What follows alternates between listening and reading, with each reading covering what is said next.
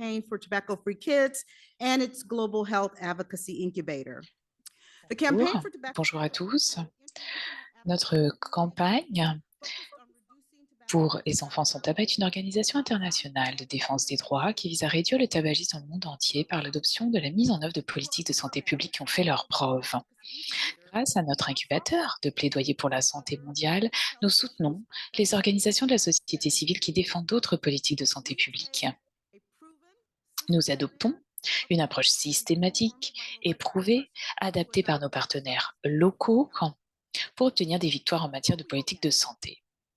Mais avant d'entamer ici la conversation d'aujourd'hui, j'aimerais vous parler ici d'une femme, Bidi Suleika, ici qui travaille dans un village du district de Bhilwara au Rajasthan. Depuis 30 ans, elle subvient à ses besoins en roulant des bidis. C'est un type populaire de cigarettes roulées en Inde.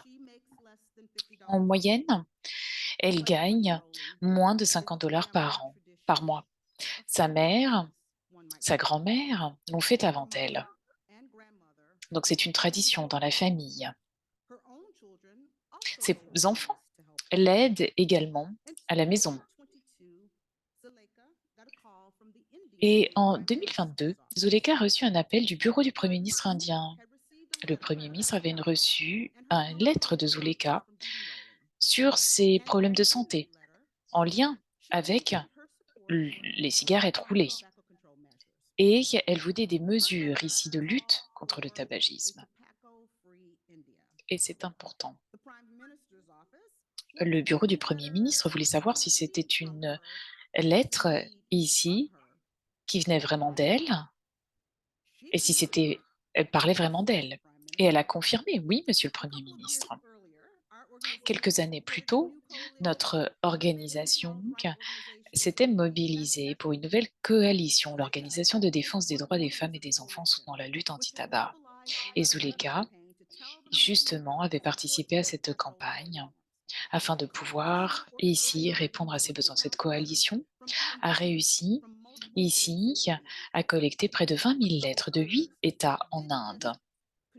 Mais ces courriers, ces lettres ici n'ont pas seulement servi de lutte anti-tabac, puisque après avoir entendu parler de ces courriers, un système de santé publique du district du Rajasthan a commencé à fournir à Zuleka et à sa communauté des soins de santé. Le district a mandaté des unités médicales mobiles pour fournir ces soins de santé. Donc la voix de la coalition était absolument essentielle ici afin de dire justement que ces réglementations ici sont importantes. La voix de Zuleka a changé la perception.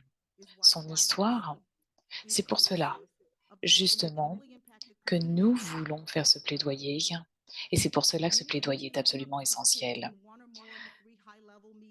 Cette semaine, je suis sûre que vous êtes ici dans la capitale pour ces réunions, ces réunions de haut niveau sur la santé publique, la réunion de haut niveau sur la préparation à la réponse à la pandémie aujourd'hui, la réunion de haut niveau sur la couverture sanitaire universelle demain et la tuberculose vendredi. Et l'un des objectifs de cet événement, finalement, est de comprendre que oui, ces idées sont importantes, mais qu'il faut définir des actions.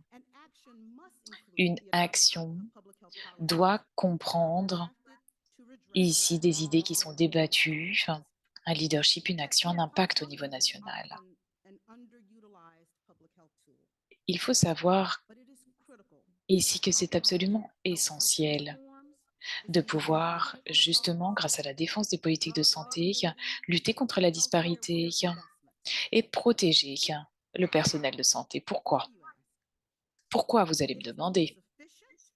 Parce que c'est la façon la plus ici efficace et rentable d'atteindre un impact en matière de santé, mais aussi, très souvent, cela reste négligé en tant qu'outil.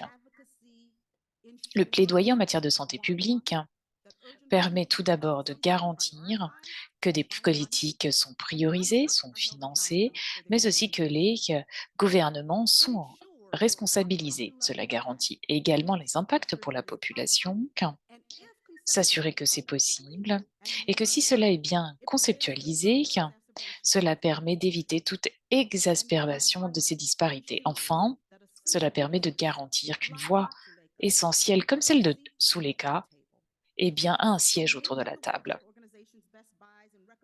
Par conséquent, s'agissant ici des mesures qui sont mises en place, des politiques de santé urgentes, qui sont classées par de priorités financées, eh bien c'est important et c'est ainsi qu'on peut avoir un impact sur les résultats. S'agissant des produits du tabac, eh bien nous savons très bien que les étiquettes ont évolué afin que finalement les consommateurs puissent faire des choix judicieux. Les réglementations ont également évolué afin de pouvoir limiter l'impact cardiovasculaire et de même pouvoir ici mettre en place différentes mesures qui permettent de soutenir l'impact sur les santé publiques. Notre travail est ancré ici dans notre engagement. Nous avons besoin de ce plaidoyer en matière de santé publique parce que nous l'avons fait dans toutes les régions du monde, dans des grands pays, dans des petits pays, dans des îles, dans des systèmes politiques ouverts, d'autres systèmes politiques plus fermés. Nous avons vu le pouvoir de ce plaidoyer pour faire évoluer les politiques et sauver des vies. Donc nous voulons vous entendre. Nous voulons ouvrir ici cette discussion après avoir entendu nos panélistes. Et entre-temps, n'hésitez pas à poster ici vos réflexions sur les médias sociaux. Vous êtes prêts? C'est le hashtag Global Health Advocacy et le hashtag UNGA78. Et maintenant, c'est un honneur d'accueillir un membre du Parlement du Bangladesh, M. Saber Hossein Chaudhry, qui va revenir avec quelques mots d'ouverture. M. Chaudhry s'est engagé au service du public depuis plus de 20 ans et ça a toujours été ici eh bien, ici un membre du Parlement qui a cherché à soutenir la lutte contre le tabagisme. Et il participe cette année à l'Assemblée générale des Nations unies en tant qu'envoyé spécial du Premier ministre du Bangladesh pour l'environnement, les forêts et le changement climatique. C'est un de nos amis et je suis ravie ici de l'inviter, Monsieur Chaudhry.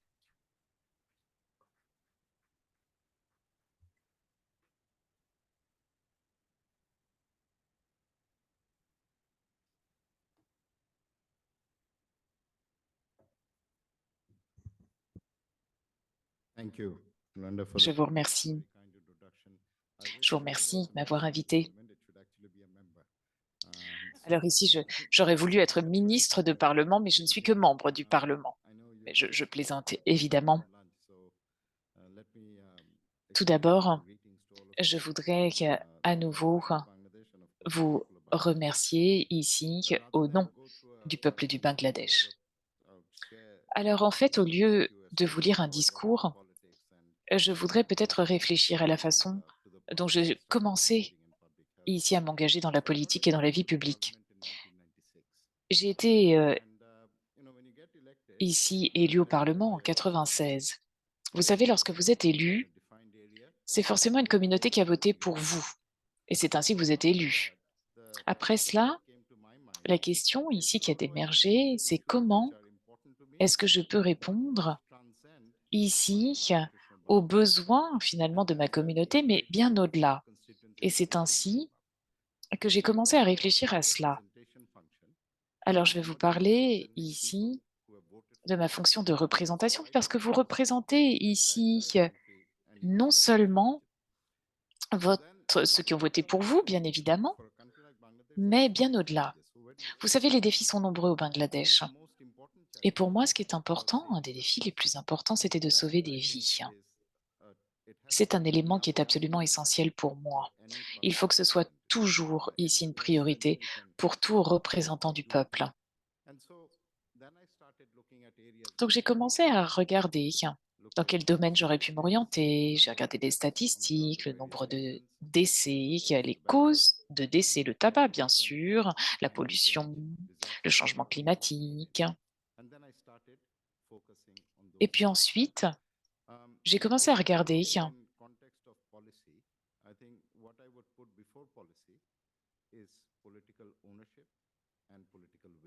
Il s'agit vraiment de volonté politique, c'est absolument essentiel, c'est un point de départ. Et à partir de là, vous pourrez mettre en marche différentes politiques solides. Et c'est important parce que vous avez besoin de ces aspects politiques avant de prendre des décisions, parce que c'est au niveau politique que vous pouvez prioriser, que vous pouvez bien évidemment justement identifier les priorités.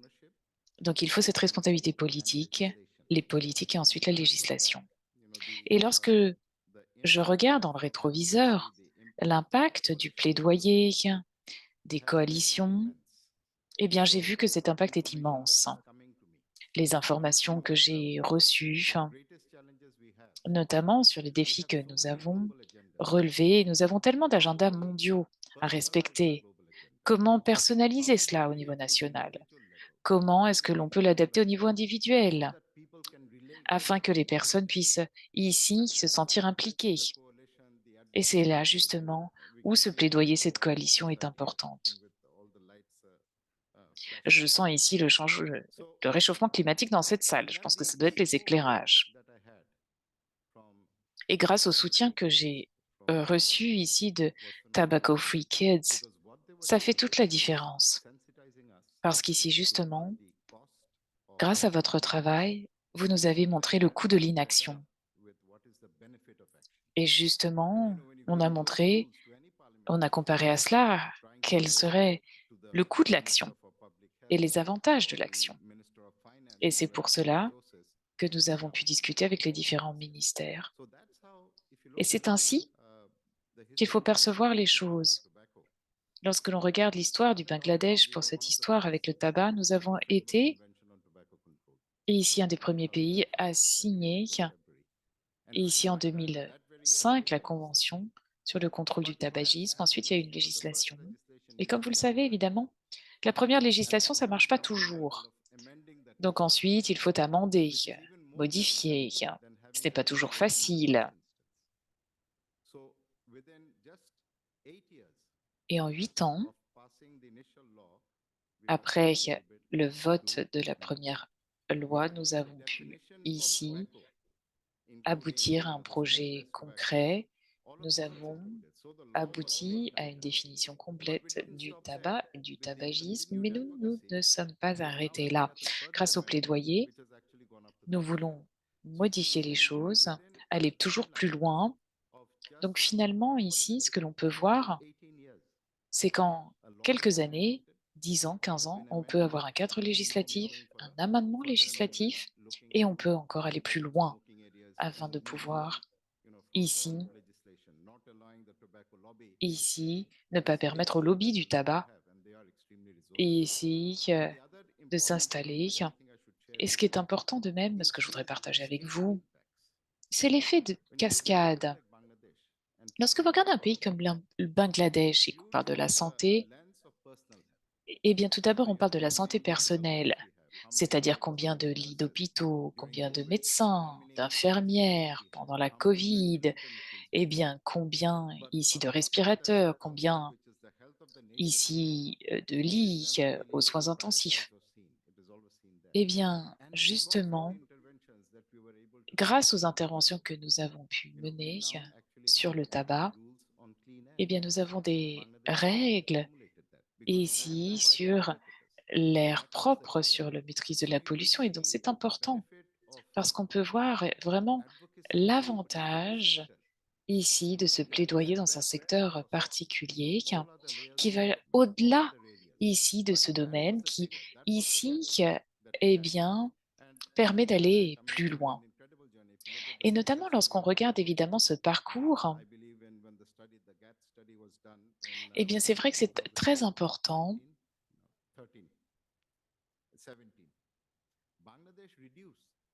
C'est important pourquoi? Parce que le Bangladesh a réduit son utilisation de tabac ici de près de 80%, c'est extrêmement élevé. Alors c'est impressionnant évidemment comme résultat, mais lorsque vous regardez finalement la genèse, comment est-ce qu'on y est arrivé? Eh bien c'est grâce à ce travail avec la coalition. C'est le travail que nous avons fait, comme ici cet exemple avec Zuleka en Inde.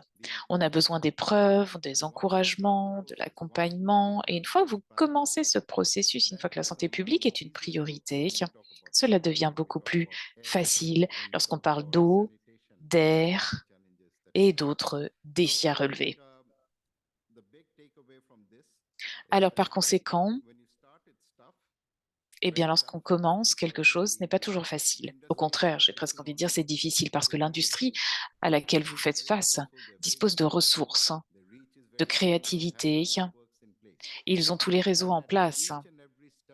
Et à chaque étape du processus, vous allez faire face à des défis. Et en tant que membre du Parlement, ici, nous savons qu'année après année, nous avions des courriers signés par les parlementaires ici qui expliquaient qu'ils ne voulaient pas d'impôts, de fiscalité sur le tabac.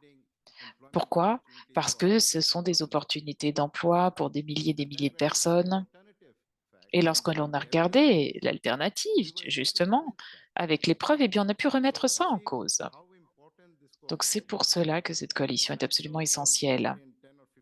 Et je suis sûre que dans 10 ou 15 ans, nous parlerons encore une fois de ces politiques de santé publique au Bangladesh et de toutes nos autres réussites que nous mènerons. Et le fait, justement, que l'on peut personnaliser quelque chose, et surtout, finalement, un agenda mondial, des objectifs mondiaux et mettre ça au niveau individuel au Bangladesh, c'est absolument essentiel. C'est ce qui fait la différence. Et si on peut personnaliser cela, c'est ainsi qu'on peut atteindre ces objectifs. Et c'est ce que nous avons pu faire dans cet exemple. Donc, le plaidoyer politique, la responsabilité politique, la volonté politique sont essentielles dans ce processus. Il s'agit de créer le contexte pour la législation qui va être appliquée et notamment, je pense ici que c'est un excellent exemple. Bien sûr, il y aura toujours d'autres défis à relever, mais la base est là. Et comme je l'ai dit, il faut parler maintenant des impacts. C'est un catalyseur. Et nous allons continuer le long de ce parcours. Et lorsque l'on va regarder finalement eh bien, la trajectoire du Bangladesh, nous verrons justement comment et surtout quel est le niveau de santé publique. Donc on ne parle pas ici seulement d'investissement, mais également de santé publique. Merci beaucoup.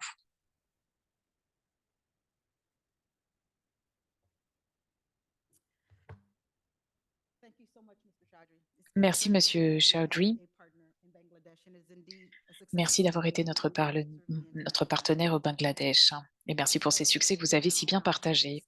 Et maintenant, j'ai l'immense plaisir de vous présenter notre orateur principal, ici, Dr. Tom Frieden. Le Dr. Frieden est le président, directeur général de Resolve to Save Lives, une organisation à but non lucratif qui s'associe à des pays, des communautés, des organisations pour prévenir 100 millions de décès dus aux maladies cardiovasculaires et rendre le monde plus sûr face aux épidémies. Et c'est aussi un de nos partenaires. Auparavant, le Dr. Friedman a été directeur du Centre for Disease Control and Prevention et commissaire du département de la santé de la ville de New York. Tom, vous avez la parole.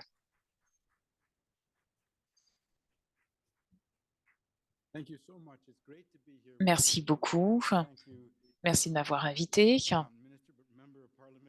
Chers membres du Parlement, merci pour cette vision, pour ce partage. En fait, je voudrais commencer ici par vous parler du début de ma carrière. En fait, j'étais responsable ici du programme de contrôle de la tuberculose à New York. Et à l'époque, le maire était Dickens et on voulait vraiment rénover ici ces cliniques de lutte contre la tuberculose. Et après, évidemment, eh bien, que toute une lutte avec la commission budgétaire, eh bien, nous avons eu le budget pour rénover ces cliniques. Donc des millions de dollars. Et ici, il y a eu des élections et le maire, Giuliani, a reçu une lettre de la coalition d'élimination de la tuberculose. qui exigeait ici cet engagement pour rénover ici ces cliniques de lutte contre la tuberculose. C'est un courrier qui a été ici à tous les niveaux. Alors évidemment, la nouvelle administration venait de rentrer, je ne savais pas quoi dire, donc je ne savais même plus ici justement quoi dire. Alors ici, voilà, on s'engage, on rénove ces cliniques. Ces cliniques vont être rénovées.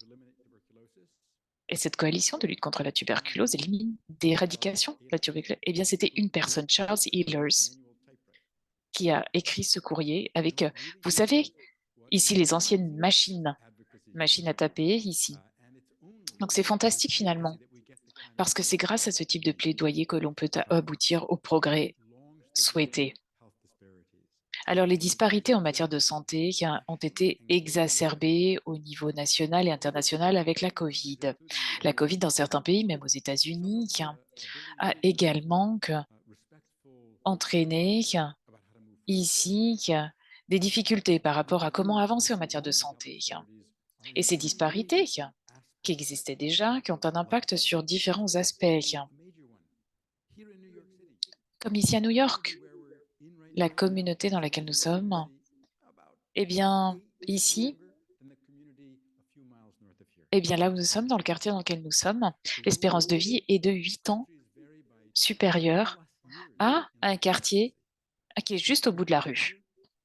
Donc il y a des disparités en matière de sexe, et à moins qu'on peut vraiment avoir des communautés, à moins qu'évidemment on puisse donner la parole aux femmes, on ne pourra pas constater les progrès que l'on souhaite au sein de la société de la santé.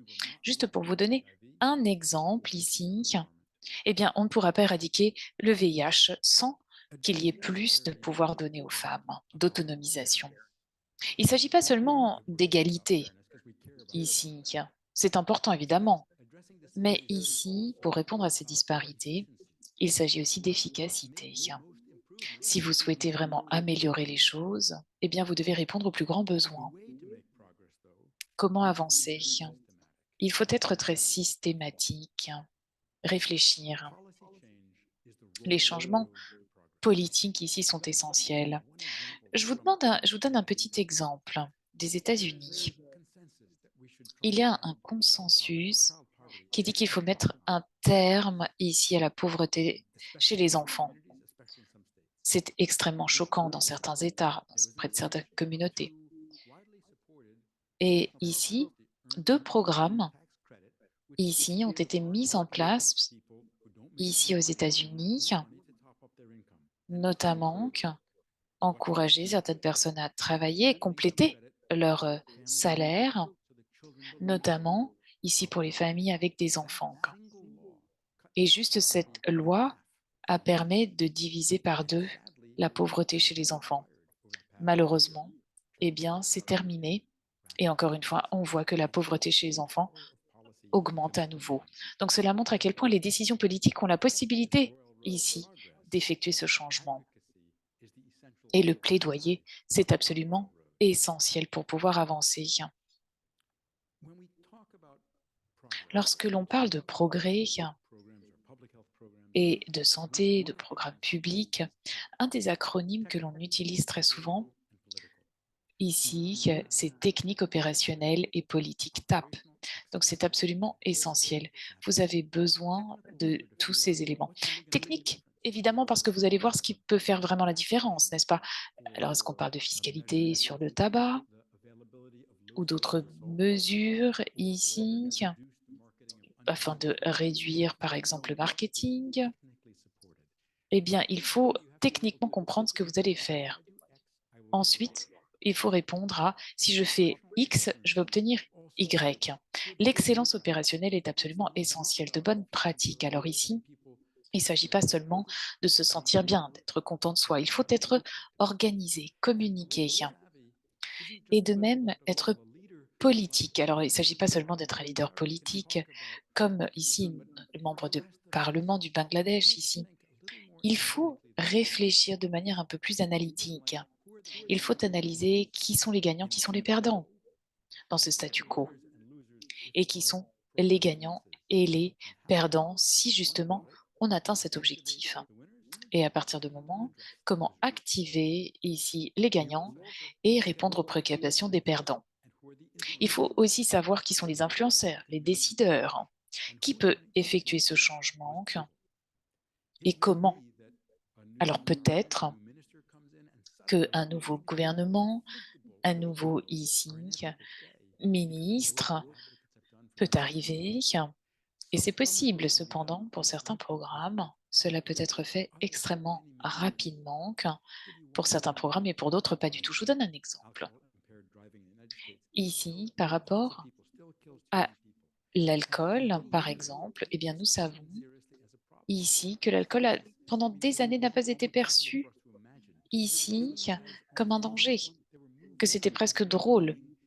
Vous savez, on voyait des films ici où on voyait justement que des personnes ici sous l'effet de l'alcool qui titubaient sur les trottoirs et ensuite évidemment les mères qui ont vu leurs enfants eh bien, tués dans des accidents de la route à cause de conducteurs ici qui avaient consommé de l'alcool, eh bien, c'est ainsi qu'on a pu changer la chose. Et pour cela, il faut aussi une société civile vivante. Et là encore, c'est important. Il s'agit vraiment de ce suivi, d'être ici beaucoup plus fort au niveau de la société civile afin de rester responsable à tous les niveaux. Alors, un des points principaux ici que nous allons devoir réaliser aux États-Unis, mais bien évidemment au-delà, c'est répondre ici à besoins de santé primaire. Cela veut dire il faut avoir un professionnel de santé à qui vous pouvez faire confiance, qui est responsable, sur qui vous pouvez compter pour obtenir des informations. Et dans le monde, eh bien, ce n'est pas toujours disponible, même aux États-Unis. Les pays qui ont réussi, eh bien, ont utilisé un cercle vertueux et non pas vicieux cette fois-ci, c'est-à-dire d'autres ressources pour les soins primaires. Et c'est possible, et très souvent, ça devient plus populaire. Et donc, évidemment, les hommes politiques remarquent ici et donc décident d'allouer plus de ressources et ces services deviennent encore plus populaires et ainsi de suite. Et donc, vous créez ce cercle vertueux et vous pouvez ainsi améliorer justement eh bien, la qualité, notamment de nombreux pays européens sont dans cette catégorie, le Costa Rica, et c'est ainsi que vous pouvez justement vous échapper de ce cercle de ces politiques partisanes, parce que grâce à un système de santé primaire, eh bien, cela devient plus du tout une question de parti politique. On n'est pas plus ici, ce n'est pas la gauche, ce n'est pas la droite ici, les socialistes ou pas du tout. Ici, eh bien, c'est au-delà de ces divisions partisanes, de ces divisions politiques. Et c'est possible d'avoir ce type de cercle vertueux. Au jour d'aujourd'hui, selon donc les informations qui sont disponibles, nous savons que des milliards de personnes n'ont pas ici accès aux soins de santé de base. Et nous savons également que nombreux sont ceux ici qui font face à des difficultés, notamment s'agissant ici d'avoir accès à des soins de santé. Parfois, évidemment, on parle de progrès et on se dit, eh bien, pourquoi est-ce que cela ne serait pas possible? Notamment ici, il s'agit de ce déterminant important.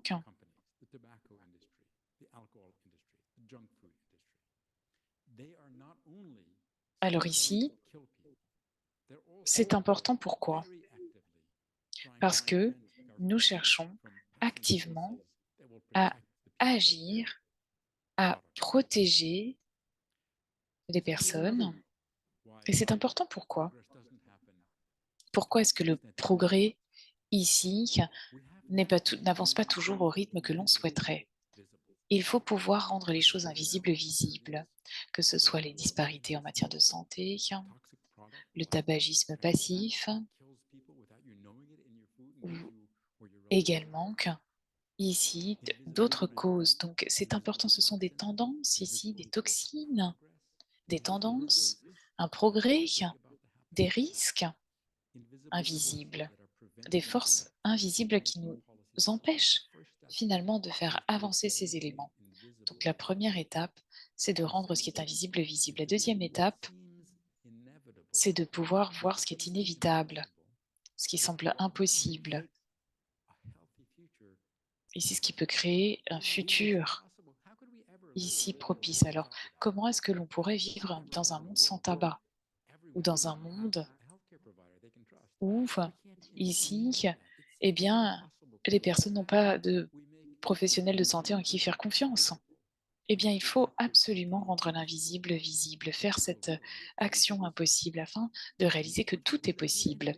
Et une fois qu'on y arrive, eh bien, on pourra ensuite agir, créer un futur sain grâce justement à cette excellence politique opérationnelle, grâce à une société civile, à ici des données disponibles.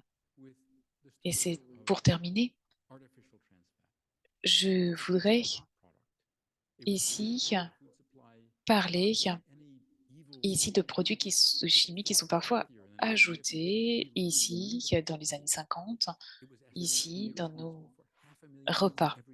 Et cela représente à peu près eh bien, des risques pour la santé, notamment cardiaque, petit à petit, notamment grâce à notre incubateur GHAI et au leadership de l'OMS, avec cette excellence, cet engagement politique. Il y a maintenant près de 3,5 milliards de personnes qui, finalement, eh bien, vivent dans des pays qui interdisent ces substances. Et donc, c'est important ici, notamment par rapport à ces substances artificielles. Et j'espère que dans quelques années, eh bien, cela sera complètement interdit et que lorsque l'on parle d'égalité, des limitations des maladies, d'éradication des maladies, eh bien que l'on pourra ici répondre à ces éléments. Et c'est absolument essentiel. Je vous remercie.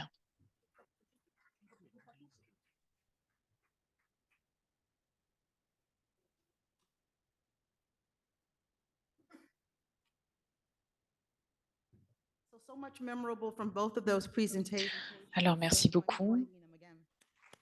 Et ici, on peut vous applaudir très fort. Alors, Tom, je vais vous citer. Alors, il s'agit évidemment de ces changements politiques. Il s'agit de progrès et le plaidoyer ici, c'est la façon d'y arriver. Alors ici, nous allons justement répondre à quelques questions, puisque Monsieur Chaudhry et Tom ont accepté ici de répondre à certaines de vos questions avant de passer à nos panélistes. Donc s'il y a des questions, c'est maintenant.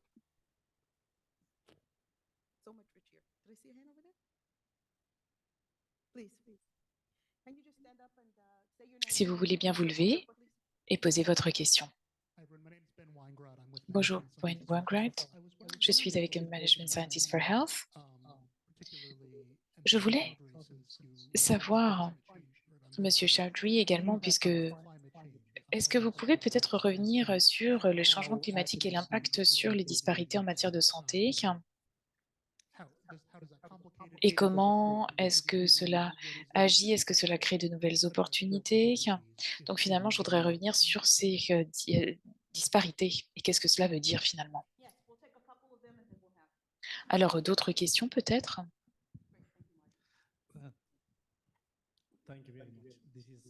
Merci beaucoup. Bonjour, Abraham. En fait, s'agissant de l'assainissement, de l'accès à l'eau, les disparités ici sont très importantes, notamment dans les pays les moins développés. Donc ici, lorsque justement on fait tout ce plaidoyer en faveur de l'eau potable, de l'assainissement, de l'hygiène, eh bien, je voudrais savoir ici Comment est-ce que l'on peut faire avancer les choses plus rapidement? Ici, bonjour.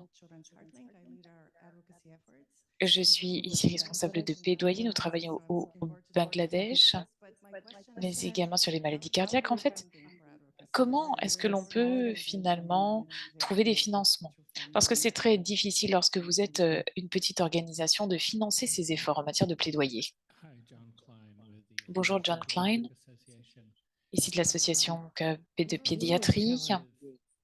Vous savez, par exemple, pour le contrôle du tabagisme, on nous demande toujours évidemment de nous adresser aux médecins ici, généralistes. Mais comment est-ce que l'on peut peut-être mieux transmettre ces messages? Ici, répondre à ces questions sur, par exemple, le tabagisme passif. Et comment est-ce que l'on peut peut-être avoir une meilleure façon tout simplement de transmettre ce message vis-à-vis des professionnels de santé qui travaillent au niveau de la santé primaire. De même, lorsque vous travaillez sur le terrain, on parle de vaccination, on parle de ici d'allaitement, mais pas seulement de tabac. Alors, je vais peut-être répondre par rapport à cette première question sur le changement climatique ici, la santé.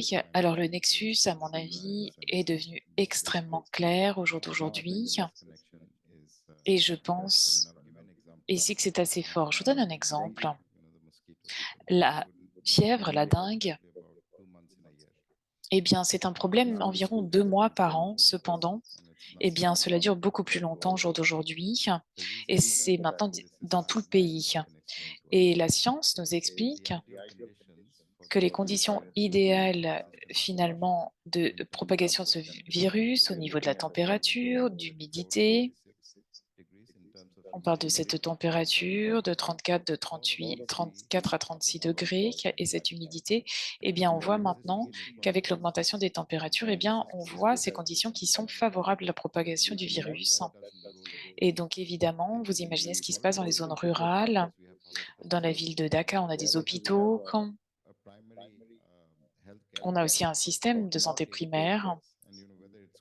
Mais ici, lorsqu'il s'agit d'urgence sanitaire, la priorité, c'est toujours de contrôler la maladie afin que votre système de santé ne soit pas submergé. Donc, on a vu ici ce que cela peut donner. Alors, par rapport à la gestion gouvernementale, je vous donne un autre exemple. À New York, eh bien, on parle des émissions de gaz à effet de serre. Tout discours ici environnemental va aborder ce thème. Si vous regardez le Bangladesh, nos émissions représentent 0,4% des émissions totales. Cependant, le Bangladesh a dit non, a refusé ici la création d'usines à charbon. Eh bien, c'est important, même si ça ne fait pas vraiment d'importance, mais parce que c'est important pour la santé publique, parce que nous savons ici que c'est une pollution de l'air. Donc ces perspectives ici sont importantes. Il faut regarder donc ces différents avantages de l'action. Et grâce à ces interventions, si on peut voir les avantages en matière évidemment de pollution et de santé publique, c'est ainsi qu'il faut agir. Mais je pense qu'il faut continuer à étayer nos décisions. Et il y a eu un événement au Bangladesh où les différents ministères se sont réunis, le ministère de l'Environnement, de la Santé, des autorités locales.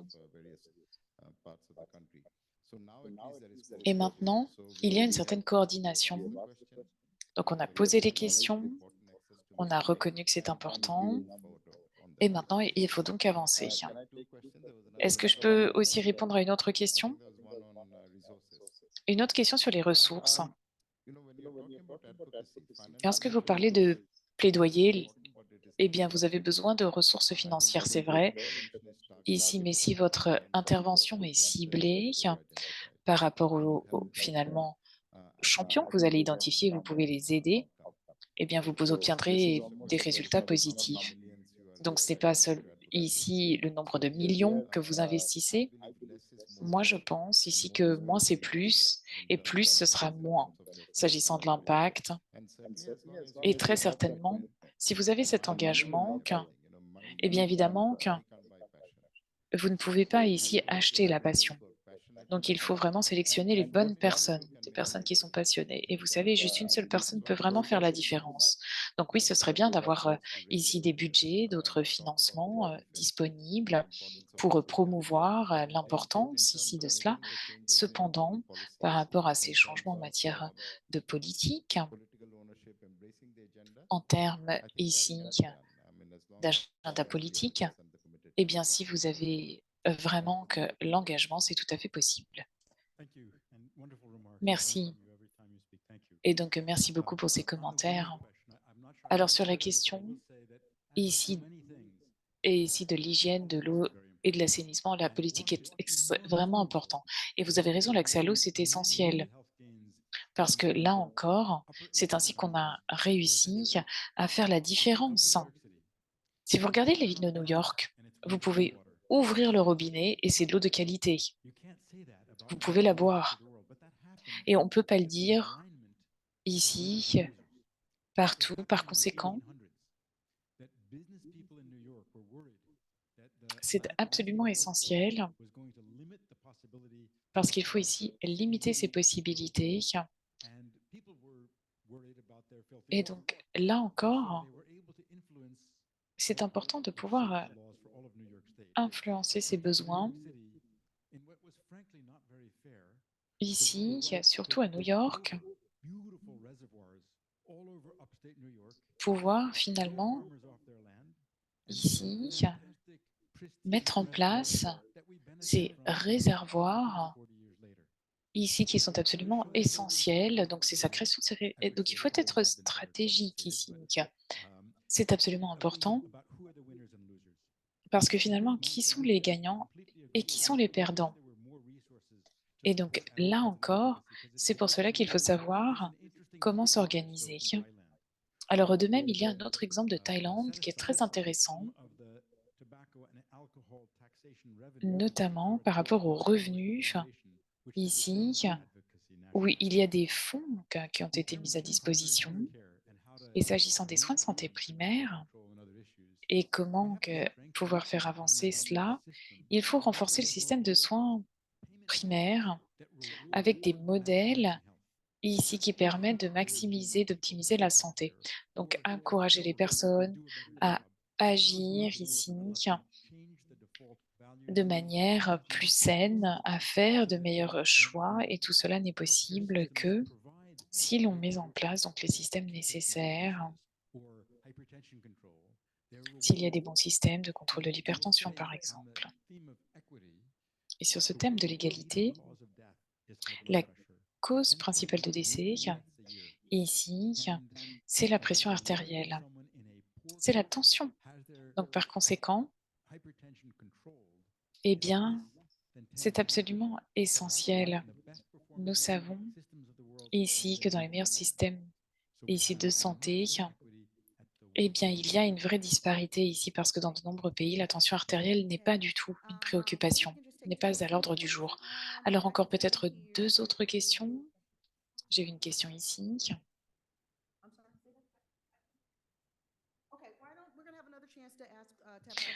Alors ici, on aura la possibilité de répondre à d'autres questions. Je voudrais vraiment remercier ici Dr. Frieden et Monsieur Chaudry. Merci beaucoup.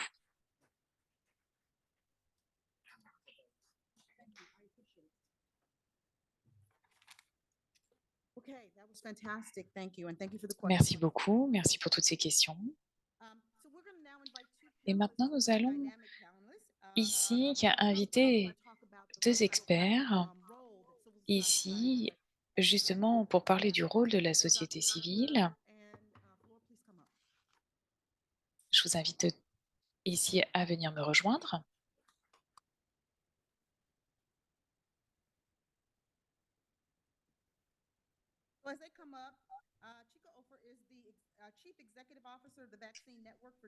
Alors ici, nous avons Chika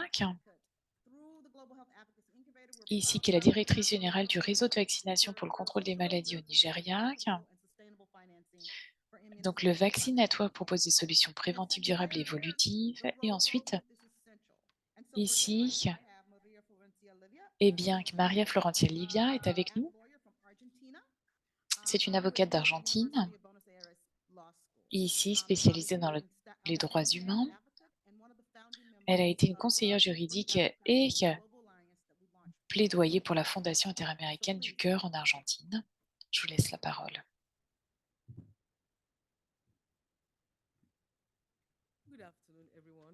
Bonjour à tous. Je suis ravie ici d'être là avec vous pour vous parler et pour vous raconter une histoire. Moi, j'adore les histoires. Tout pour l'heure, je voudrais tous vous féliciter ici. Alors, évidemment, c'était quelque chose d'important. Je pense qu'on peut être fier de nous. Enfin, il y a quelque temps, on devait tous porter un masque. Et aujourd'hui, je voudrais parler du rôle des organisations de la société civile, c'est-à-dire la voix du peuple, la voix des plus vulnérables. Et c'est cette interface avec le gouvernement, avec les politiques, avec les communautés. On voit ce qui se passe au niveau de la communauté et on sait ce qui fonctionne et ce qui ne fonctionne pas. Et c'est ainsi, justement, que l'on peut devenir des activistes. Merci beaucoup. Je vais commencer par une petite histoire. En 95, eh bien, ma mère est décédée du cancer du cervix. Et en fait, on n'a pas compris les informations qu'elle avait reçues. Elle n'avait ici pas de symptômes. Et malheureusement, quand elle a réalisé qu'elle était atteinte de cancer, c'était trop tard. Et c'est ainsi que j'ai commencé mon parcours de plaidoyer. Aujourd'hui, eh bien, nous avons ici des vaccins. Et en tant que responsable de plaidoyer, je suis absolument passionnée. Et pour moi, c'est vraiment une force, une passion. Au Nigeria, eh bien, la loi nationale de santé est une loi qui vous explique tout sur les populations les plus vulnérables. Et c'est absolument essentiel. Il s'agit ici, dans chaque communauté, de parler des soins de santé. Malheureusement, eh bien, le gouvernement ne peut pas tout faire seul. Et ici, évidemment, il y a une santé primaire. Et ici, c'est ce qui est important. Et il faut parler de cet accès à la santé. Alors, c'est quoi l'égalité? Cela veut dire ici, eh bien, cela paraît encore difficile d'atteindre certains objectifs. Et donc, il faut payer pour avoir accès aux soins de santé primaires. Et ça, c'est l'histoire en Nigeria. Pour nous, je voulais peut-être envisager différentes choses. Alors oui, on a le plaidoyer budgétaire, le plaidoyer politique, mais je voudrais parler des communautés. Pendant la Covid, nous avons découvert que ici, les enfants, ici, qui n'avaient pas été vaccinés. Et pour rattraper, le gouvernement a mis en place une approche familiale, en impliquant les enfants, la mère, le père, les familles. Et dans les centres de santé primaire, eh bien, très clairement, car les centres de santé primaire n'étaient pas prêts. Et donc ensuite, on a demandé aux femmes, les femmes avec les petites entreprises, ici en disant, adoptez cette approche. Et elles nous ont dit, mais c'est pas possible, on n'a pas les moyens. Non, mais vous n'allez pas beaucoup dépenser. Vous allez ici dépenser, ici, et adopter, ici, acheter ce type de machine, d'équipement. Parce que tout d'abord, eh bien, vous commencez ici, à voir les choses différemment. Parce que vous avez l'équipement, eh bien, du coup, c'est important, c'est ainsi qu'on responsabilise les communautés et les citoyens. Et pour que cela puisse fonctionner, qu'est-ce qu'il faut faire? Il faut inclure les femmes. inclure les femmes. Et c'est ce qu'on a fait. Et c'est ainsi qu'on a renforcé les capacités des femmes, on leur a expliqué. Et qu'est-ce qui s'est passé? Devinez. Eh bien, ici, ça a marché.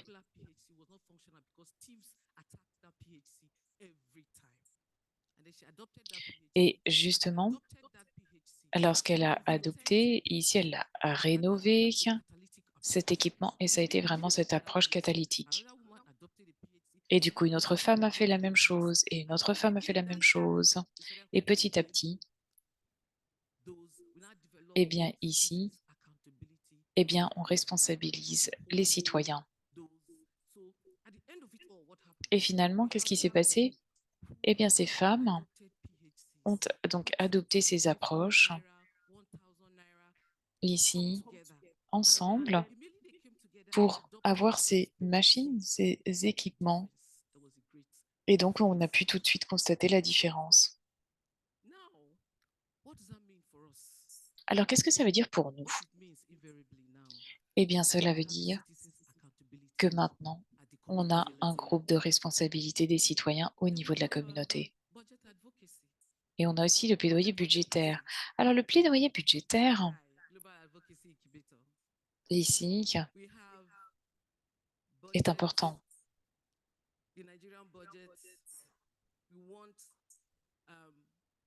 Dans le cadre du budget du pays,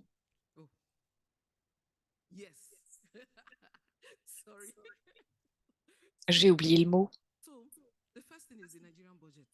Tout d'abord, il s'agit du budget de vaccination qui doit être ici accru, notamment le deuxième virus, notamment de lutte contre le HPV. Donc, c'est absolument important. Et pour cela, il nous faut du budget. Et le budget va augmenter grâce à ce plaidoyer. Et ensuite, le taux d'utilisation budgétaire est important. Donc oui, il nous faut un accroissement du budget. Ensuite, il faut que le budget soit bien alloué et ensuite qu'il soit utilisé. Et tout ceci est fait au niveau de la santé primaire. Donc merci beaucoup. Merci d'avoir créé tout cela. Et justement, eh bien, c'est ainsi que l'on peut faire la différence. On a aussi besoin des médias, bien sûr, du plaidoyer ici médiatique. Merci, docteur Viviane. C'est absolument essentiel parce que c'est ainsi que l'on peut créer, sensibiliser sur ce que fait le gouvernement, comment les femmes sont impliquées et pourquoi est-ce que c'est important justement de sauver des vies. Je vous remercie.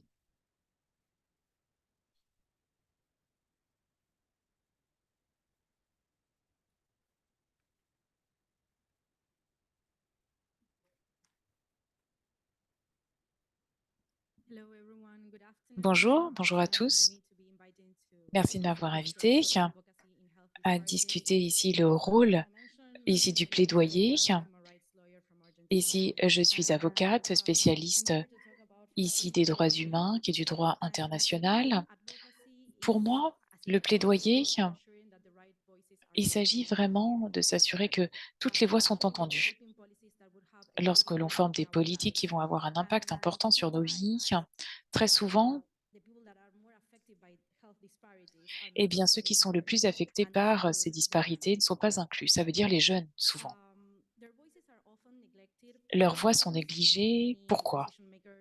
Parce que les décideurs politiques, eh bien, ne font pas le lien entre la jeunesse et certaines maladies. Et je sais que on a mentionné les diabètes, le cancer, les maladies cardiaques, qui peuvent parfois prendre des années à se développer. Et donc, les politiques ici ne perçoivent pas finalement les jeunes comme un public cible, un public qui doit être pris en compte en matière de santé.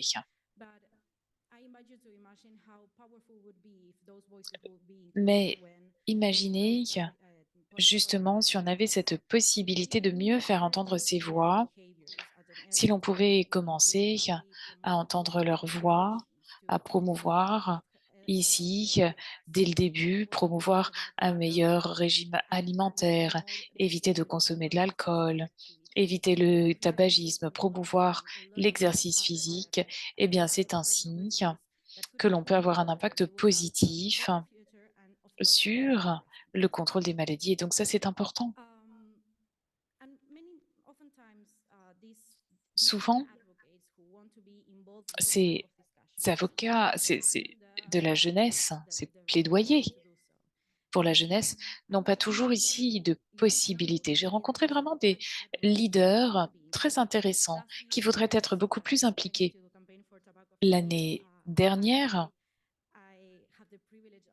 j'ai eu la possibilité de rejoindre un groupe fascinant et nous nous sommes réunis et nous avons commencé à discuter finalement ce qui se passe au niveau national. Il s'agissait ici de lutter contre les efforts de l'industrie du tabac qui cherchait ici à minimiser toute notre campagne. Et très rapidement, nous avons vu que nous avions ici un objectif commun et c'est ainsi que nous avons décidé de pouvoir mettre cela en place. Donc ça, c'est absolument important. Et c'est pour cela que nous avons décidé de mettre cela en place, et notamment donc ici, il y a une fondation, une alliance mondiale, Y40C, lancée par la campagne ici contre le tabagisme, afin de donner aux jeunes les moyens de lutter contre le tabagisme. Donc c'est vraiment quelque chose d'important, c'est ce qui peut faire ici la différence. Alors ces expériences que nous avons eues, eh bien, ont pu être multipliées au niveau local, régional, avec différentes initiatives, notamment dans différentes régions. Je fais partie de CREA, qui est une alliance interaméricaine de jeunes de moins de 35 ans. Et c'est important parce que c'est ainsi que, par exemple, on utilise les médias sociaux, Instagram, et on utilise un langage simple pour vraiment inviter toutes les personnes justement à défendre leurs droits. Donc on parle d'un public plus jeune qui souhaite et se sentir inclus. De même, je vous ai déjà donné un exemple tout à l'heure avec de lutte contre le tabagisme. Eh bien, il en va de même dans d'autres domaines, en Amérique latine, et ici, de nombreux pays, eh bien, mettent en place différentes politiques. Et on voit de plus en plus de jeunes, d'associations, de réseaux de jeunes qui émergent. Donc on reconnaît ici que c'est important et que ces jeunes veulent participer à la discussion, veulent un siège autour de la table. De même, je vous invite à réfléchir à comment finalement ces générations plus jeunes peuvent agir en matière de changement, former l'avenir, surtout en matière de santé publique, afin d'améliorer les choses.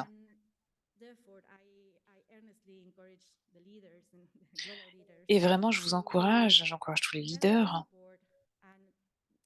à promouvoir ce soutien et à promouvoir la jeunesse parce qu'ils sont essentiels pour créer un monde plus sain et plus équitable. Je vous remercie.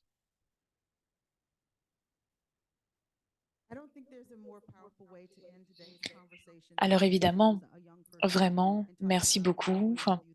Et lorsque l'on parle de la voix de la jeunesse, c'était absolument essentiel pour nous de pouvoir entendre cette voix ici.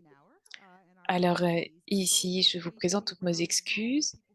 Mais ici, si vous avez des questions, n'hésitez pas, que vous pourrez poser ici, bien évidemment, ces questions à nos deux panélistes ici qui vont rester dans la salle. Je voulais vraiment vous remercier chaleureusement. C'est notre premier échange ici, mais il faut vraiment s'assurer que, encore une fois, ce plaidoyer est un outil critique afin de lutter contre les disparités en matière de santé. Je vous remercie et vous souhaite une excellente soirée.